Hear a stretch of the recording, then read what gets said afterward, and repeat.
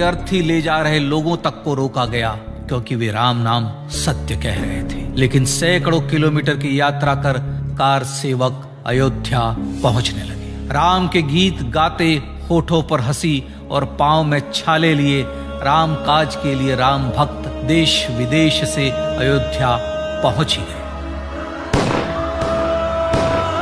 Car सेवकों पर गोलियां चली, अनेक कार सेवक शहीद हुए। आजाद भारत में जन्मभूमि पर राम मंदिर के लिए कार सेवकों ने फिर एक बार अपना बलिदान दिया, पर कार सेवकों ने विवादित ढांचे पर भगवा फहरा ही दिया और इस तरह कार सेवा सफल हुई। श्री राम जन्मभूमि आंदोलन ने भारत की सुप्त आत्मा को झकझोर कर जगा दिया था। विश्व हिंदू परिषद ने फिर एक बार 6 दिसंबर 1992 को कार सेवा का आह्वान किया। राम भक्तों को कार सेवा करने देने के लिए अदालत में प्रार्थना की गई, पर अदालत ने कोई निर्णय नहीं दिया। परिणाम स्वरूप बौद्ध, जैन, सिख, स्वामीनारायण संप्रदाय, गायत्री परिवार, हर पंथ मत विचार के हिंदू एकत्र हो गए।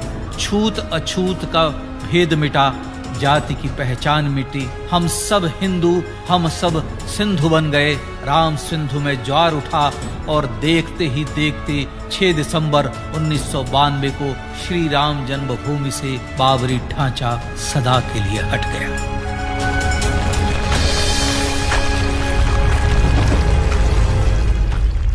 यह क्षण शौर्य, न्याय और सत्यमेव जयते का क्षण था। यह तो धर्मस्ततो जय का क्षण था। पर संघर्ष की गाथा यहां जाकर भी नहीं रुकी। छद्म सेकुलरवादियों द्वारा भारत और भगवान श्री राम के इतिहास को झुठलाने के लिए अदालतों में चुनौतियों का सिलसिला चलता रहा, जो 1950 से चल रहा था। हिंदू सिखों के बीच से गुजरते हुए भगवान श्री राम का दर्शन करने के लिए विवश थे। यह स्थिति थी आजाद भारत में श्री राम और राम भक्तों की। पर सत्य को तो जीतना ही था। आखिरकार देश के सर्वोच्च न्यायालय के 5 जजों की खंडपीठ ने 9 नवंबर 2019 को ऐतिहासिक निर्णय दिया और यह कहा कि अयोध्या जन्मभूमि परिसर की पूरी 67 एकड़ भूमि रामलला की। और न्यायालय ने भारत सरकार को जन्मभूमि पर मंदिर बनाने के लिए एक ट्रस्ट बनाने का आदेश दिया। सर्वोच्च न्यायालय के आदेश के अनुसार भारत सरकार ने 5 फरवरी 2020 को श्री राम जन्मभूमि तीर्थ क्षेत्र नाम के ट्रस्ट का गठन किया और राम जन्मभूमि न्यास की भूमि जो सरकार द्वारा अधिग्रहित की गई थी, उसे ही नवनिर्मित न्यास को वापस दे दिया गया। 5 अगस्त 2020 को भारत के प्रधानमंत्री श्री नरेंद्र मोदी ने श्री राम जन्मभूमि तीर्थ क्षेत्र के अध्यक्ष पूज्य महंत नृत्य गोपाल दास, राष्ट्रीय स्वयंसेवक संघ के पूज्य सरसंघ चालक डॉक्टर मोहन भागवत एवं उत्तर प्रदेश के मुख्यमंत्री श्री योगी आदित्यनाथ की उपस्थिति में श्री राम जन्मभूमि पर भगवान श्री राम के भव्य मंदिर के लिए भूमि पूजन कर निर्माण कार्य का शुभारंभ किया। इस तरह लगभग 500 वर्षों से राम जन्मभूमि की मुक्ति के संघर्ष का पटाक्षेप हुआ।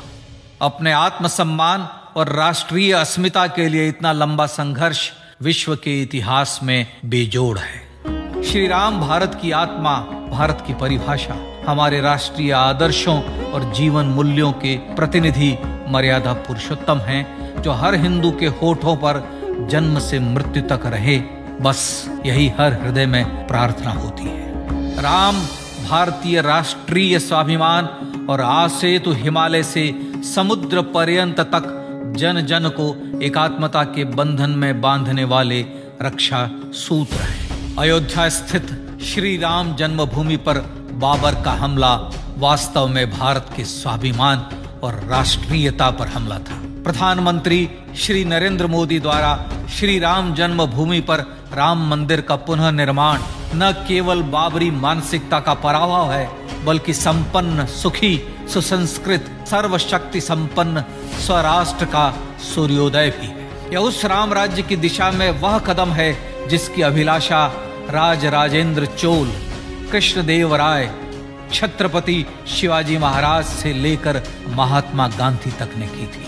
अयोध्या में जन्मभूमि पर भगवान श्री राम का मंदिर न सिर्फ राष्ट्रीय गौरव होगा, बल्कि वह श्री राम के आदर्शों का राष्ट्र मंदिर होगा।